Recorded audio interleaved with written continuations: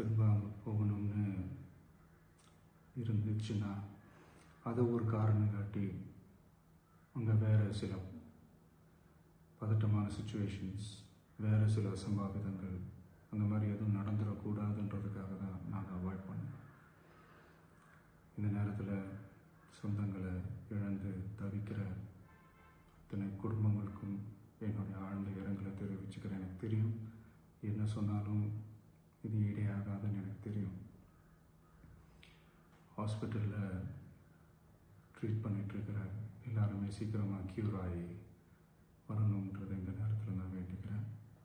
கூடிய சீக்கிரமே உங்கள் எல்லாரையும் நான் சந்திக்கிறேன்.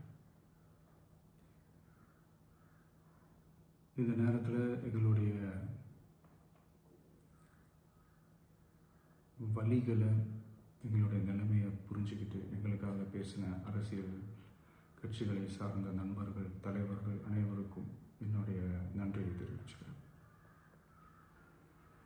கிட்டத்தட்ட ஒரு 5 மாவட்டத்துக்கு பிரச்சாரத்துக்கு போனோம். இந்த மாதிரி எதுவுமே நடக்கல. ஆனால் கரூரில் மட்டும் ஏன் எப்படி நடக்குது, எப்படி நடக்குது? மக்களுக்கு எல்லா உண்மையும் தெரியும். மக்கள் எல்லாத்தையும் பார்த்துக்கிட்டு இருக்கிறாங்க.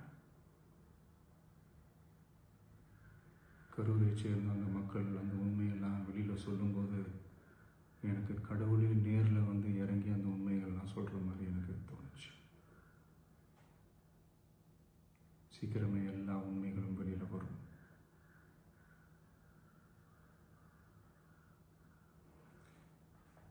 எங்களுக்கு தரப்பட்ட இடத்துல